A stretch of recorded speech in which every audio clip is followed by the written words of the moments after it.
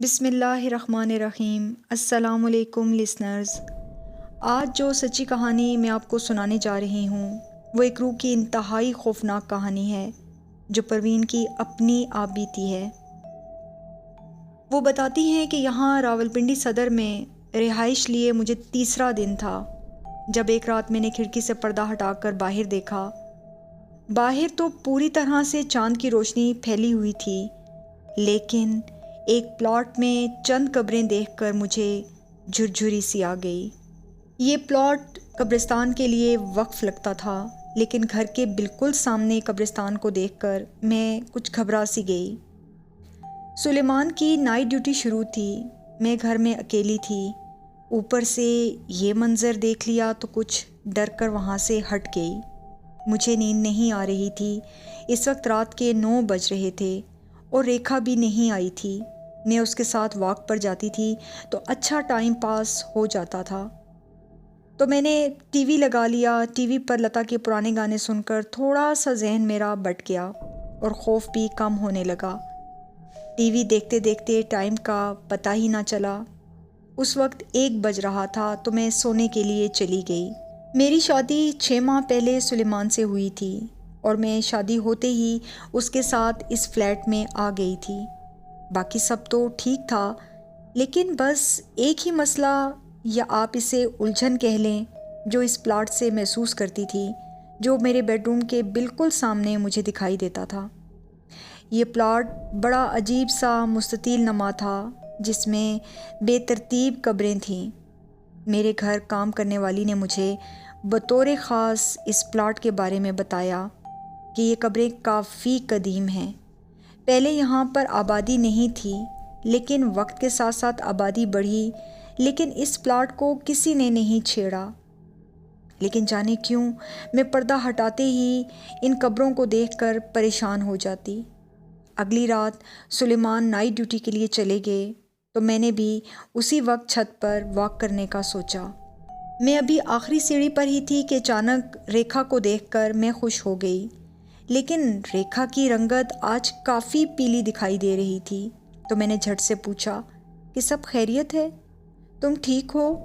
تو اس نے ہمیشہ کی طرح مختصر جواب دیا، ٹھیک ہوں۔ وہ بہت کم گو تھی، لیکن میں پھر بھی بہت خوش تھی اسے آج اتنے دنوں کے بعد دیکھ کر۔ وہ شاید گراؤنڈ فلور کے کسی اپارٹمنٹ میں رہتی تھی۔ میں جب پہلے دن چھت پر واک کے لیے آئی تو یہ پہلے سے یہاں موجود تھی۔ اسے دیکھ کر مجھے بے حد اچھا لگا۔ سلام دعا ہوئی، لیکن یہ سلام دعا بس چھت تک ہی محدود تھی۔ نہ کبھی وہ میرے گھر آئی اور نہ کبھی اس نے مجھے اپنے گھر انوائٹ کیا۔ میں جب اوپر واک پر آتی تو اپنے ساتھ کھانے پینے کی کوئی نہ کوئی چیز لے کر آتی، لیکن سونیا بڑی عجیب تھی۔ اس نے کبھی بھی میرے ہاتھ سے کچھ بھی لے کر نہ کھایا، حالانکہ میں اسے کافی اصرار کرتی تھی۔ اس رات بھی ہم دونوں واک کر رہے تھے کہ میرے سامنے اچانک ہی کالے رنگ کا ایک بڑا سا بلا آ گیا۔ ایک تو اس بلے کی غیر معمولی جسامت نے مجھے خوفزدہ کر دیا، لیکن میرے ساتھ ساتھ ریکھا بھی ڈر گئی اور ایک دم سے میرے پیچھے آ کر کپ کپاتی آواز میں بولی کہ یہ کہاں سے آ گیا؟ تو میں نے فوراً پاس پڑی ہوئی ایک سٹک اٹھائی اور اسے مارنے والے انداز میں بھگانا چاہا تو وہ بلا فوراً ہی ہماری نظروں سے بھاگ کر اوجھل ہو گیا۔ لیکن اس کے بعد ریکھا بھی بھاگ کر سیڑھیوں کی طرف گئی۔ میں اسے روکنا چاہتی تھی، لیکن وہ تو جیسے ایک دم ہی غائب ہو گئی۔ تو پھر اکیلے ہی میرا بھی واک کرنے کو دل نہ چاہا اور میں واپس آ گئی۔ اگلی رات جب ریکھا واک کے لیے اوپر آئی تو میں نے چاہا کہ آج میں ریکھا کی ذاتی زندگی کے حوالے سے پوچھوں کہ آخر وہ کون سے فلیٹ میں رہتی ہے اور کون ہے۔ یہ خواہش اچانک ہی میرے دل میں جاگی تھی، لہٰذا میں اسے پوچھ بیٹھی۔ میں نے اسے پوچھا کہ تم شادی شدہ ہو یا اکیلی رہتی ہو، اور تمہارا فلیٹ نمبر کون سا ہے؟ لیکن اس نے اچانک جب پلٹ کر میری طرف دیکھا تو میں گڑبڑا سی گئی۔ لیکن اس نے مجھے صرف اتنا بتایا کہ وہ فلور نمبر 33 میں رہتی ہے، لیکن مزید اس نے کچھ نہ بتایا۔ اچانک اسی وقت بادل زور سے گرجے اور طوفان آ گیا، تو ریکھا ایک دم سے ڈر گئی اور بولی، کہ شاید بارش ہونے والی ہے، لیکن بارش مجھے کبھی اچھی نہیں لگتی۔ بارش میں بھیگنے سے ایسا لگتا ہے کہ جیسے میرا جسم جل رہا ہو۔ آپ کو تو پتہ ہے آگ میں جلتا جسم کیسا ہوتا ہے۔ وہ بے ربط بول رہی تھی اور اسے دیکھ کر ایسا لگتا تھا کہ جیسے وہ کوئی پاگل ہو۔ میں اسے جواب دینا ہی چاہ رہی تھی کہ وہ ایک دم بھاگتے ہوئے میرے سامنے سیڑھیاں اترنے لگی۔ میں اس کے پیچھے لپکی، لیکن وہ تو کسی چھلاوے کی طرح غائب ہو گئی، تو میں ہکا بکا وہاں کھڑی کی کھڑی رہ گئی۔ عجیب لڑکی ہے، پہلے تو کبھی بولی نہیں، اور آج اگر بولی تو عجیب و غریب باتیں کر کے چلی گئی۔ پھر اس بات کو بھی تقریباً 1 ہفتہ گزر گیا۔ ریکھا چھت پر نہیں آئی۔ ویسے بھی تقریباً 1 ہفتے سے بارشیں شروع تھیں، تو میں یہ سمجھی کہ وہ بارش سے ڈر کر نہیں آ رہی، مگر حیرت تو مجھے تب ہوئی کہ بارش ختم ہونے کے بعد بھی وہ چھت پر نہیں آئی۔ تو اگلی شام جب میں سلیمان کے ساتھ باہر نکلی تو اچانک میری نظر فلیٹ نمبر 33 پر پڑی، تو میں رک گئی۔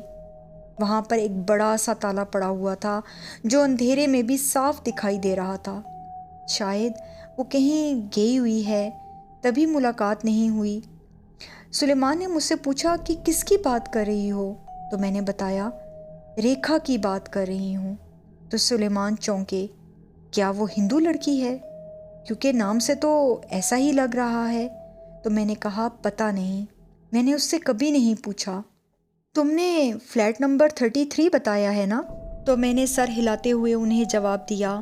تو سلیمان نے مجھے کہا کہ تمہیں شاید کوئی غلط فہمی ہوئی ہے، کیونکہ اس فلیٹ میں تو کوئی بھی نہیں رہتا۔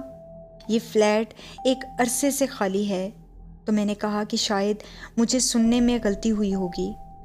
وہ یہ بات حتمی طور پر اس لیے کہہ رہے تھے کہ انہیں یہاں رہتے ہوئے کافی عرصہ ہو گیا تھا، اس لیے وہ میرے مقابلے میں آس پڑوس کے لوگوں کو بہتر جانتے تھے۔ میں جب گھر واپس آئی تو اپنی کام والی سے ریکھا کے حوالے سے پوچھا، تو انہوں نے بھی لا علمی کا اظہار کرتے ہوئے کہا کہ میں اتنا فلیٹ کے لوگوں کو نہیں جانتی، مجھے بھی یہاں پر کام کرتے ہوئے کچھ ہی عرصہ ہوا ہے، تو مجھے اب سمجھ نہیں آ رہی تھی کہ میں ریکھا کے بارے میں کس سے پوچھوں۔ پھر میں نے سوچا کہ ہو سکتا ہے وہ 1-2 دن تک خود ہی آ جائے۔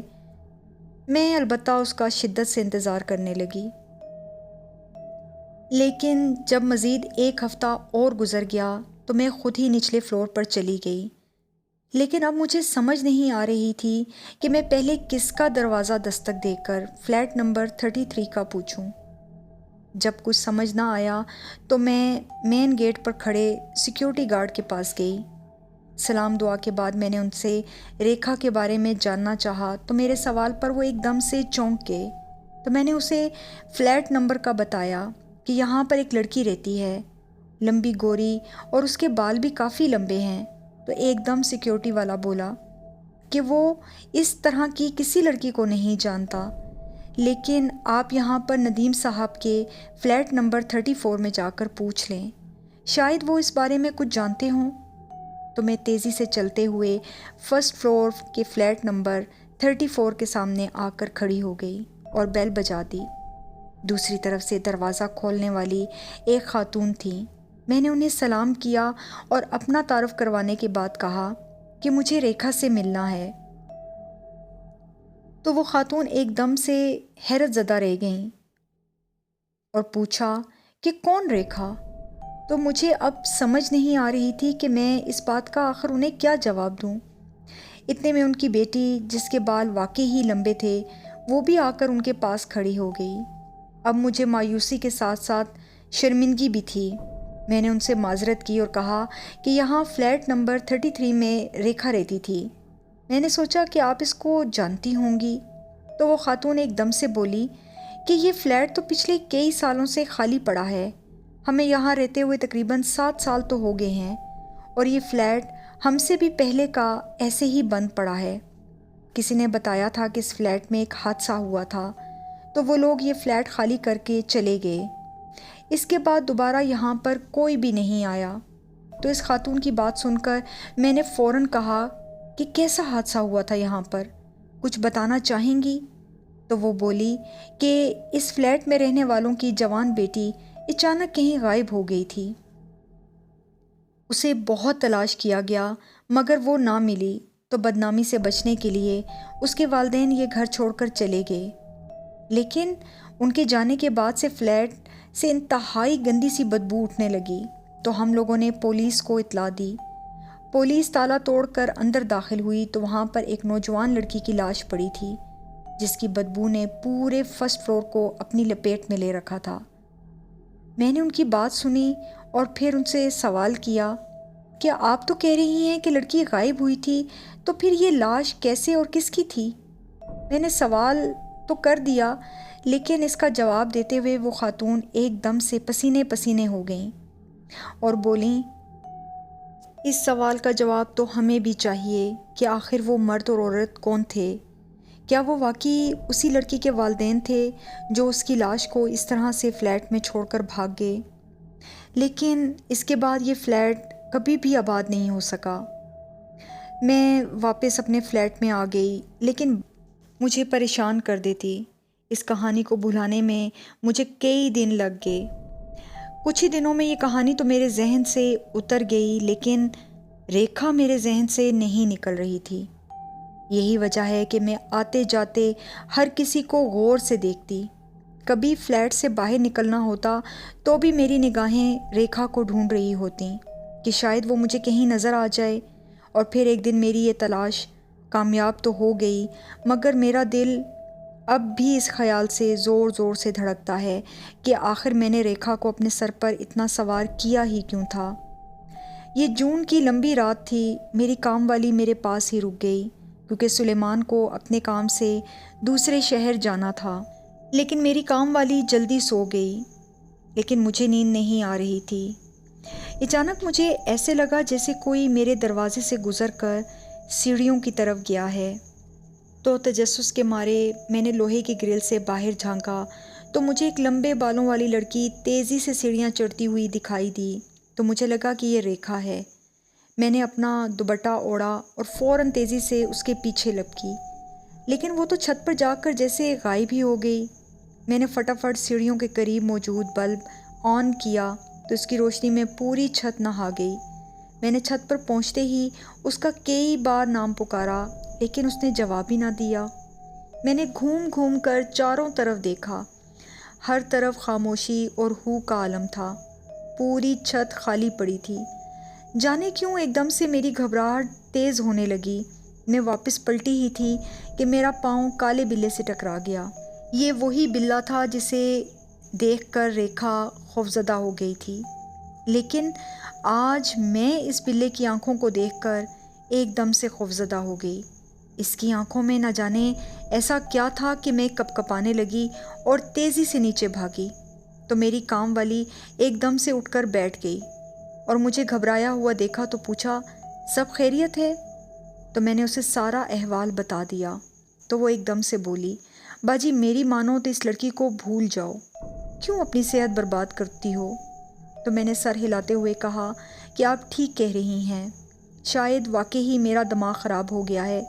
مجھے ایسے لگا تھا کہ جیسے کوئی اوپر گیا ہے، بلا وجہ ہی اوپر کو بھاگی تھی میں۔ اس کے بعد کام والی تو سو چکی تھی، لیکن مجھے نیند نہیں آ رہی تھی، تو میں نے ٹی وی آن کر لیا۔ باہر ہلکی ہلکی بارش شروع ہو چکی تھی۔ اتنے میں لائٹ چلی گئی تو میں اپنے کمرے میں آ گئی۔ کمرے کا لیمپ لگا کر میں کھڑکی کے پاس آ کر کھڑی ہو گئی۔ جوں ہی میں نے پردہ ہٹایا تو مجھے محسوس ہوا کہ ان قبروں کے درمیان میں کوئی کھڑا ہے۔ میں ایک دم پردے کی آڑ میں ہو گئی، لیکن رات کے اس پہر یوں قبروں کے پاس آ کر کھڑے ہونے کی آخر کسی کی کیا تک بنتی ہے؟ یہ بات میری سمجھ سے تو بالاتر تھی، لیکن میں یہاں کھڑی باہر ہی دیکھتی رہی۔ اچانک وہ سایہ ان قبروں میں سے چلتا ہوا باہر نکل آیا، تو میں نے دیکھا کہ وہ کوئی سایہ نہیں بلکہ ایک جیتی جاگتی لڑکی ہے، جو چلتے چلتے اچانک بلب کے نیچے آ کر کھڑی ہو گئی۔ اس کی کمر پر لمبے سیاہ بال تھے جو کھلے ہوئے تھے۔ وہ یقیناً ریکھا ہی تھی۔ اب یہ میرا وہم بالکل بھی نہیں تھا۔ میری آنکھیں تو جیسے اس پر جم سی گئیں۔ میں پردے کی اوٹ سے نکلی اور پوری کھڑکی کھول کر ریکھا کو آواز دینے کی غرض سے اسے متوجہ کرنے ہی لگی تھی کہ اچانک ریکھا نے اوپر دیکھا۔ اتنی دور ہونے کے باوجود مجھے ریکھا کی مسکراہٹ صاف دکھائی دے رہی تھی، لیکن اس کی مسکراہٹ میں نہ جانے ایسا کیا تھا کہ میں ایک دم سے خوفزدہ سی ہو گئی، جبکہ ریکھا اسی پل سست قدمی سے چلتے ہوئے قبرستان کے اندر داخل ہوئی اور میرے دیکھتے ہی دیکھتے وہ دھواں بن کر ہوا میں تحلیل ہو گئی۔ میری تو آنکھیں پھٹی کی پھٹی رہ گئیں۔ میں نے اپنی آنکھوں سے اسے ان قبروں کی طرف جاتے ہوئے اور پھر غائب ہوتے ہوئے دیکھا تھا، لیکن اب وہ قبرستان بالکل خالی تھا۔ میں نے اپنی چیخ کو روکنے کے لیے لیکن میں زیادہ دیر تک کھڑی نہ رہ سکی اور زمین پر گر گئی۔ اچانک ہی مجھے ریکھا کے الفاظ یاد آنے لگے۔ بارش مجھے کبھی اچھی نہیں لگتی۔ بارش میں بھیگنے سے ایسا لگتا ہے کہ جیسے میرا جسم جل رہا ہو۔ آپ کو پتہ ہے آگ میں جلتا جسم کیسا ہوتا ہے؟ بارش کی بوندیں میرے جسم پر آگ کی طرح برستی ہیں۔ تم نے کبھی کسی کو جلتے ہوئے دیکھا؟ مجھے جب اس کے یہ الفاظ یاد آئے تو ایک دم میرے تو ہوش ہی اڑ گئے اور میں بے ہوش ہو گئی۔ جب مجھے ہوش آیا تو سلیمان اور میری کام والی ہاسپٹل میں میرے پاس ہی تھے۔ مجھے سلیمان سے پتہ چلا کہ میں تقریباً 1 ہفتے بعد ہوش میں آئی تھی، لیکن سچ تو یہ ہے کہ میں ریکھا کی حقیقت جان چکی تھی، اسی لیے میں نے اس کے حوالے سے پھر کبھی کسی سے تذکرہ نہیں کیا۔ البتہ میں اس کی مغفرت کی دعا اکثر کرتی رہتی ہوں۔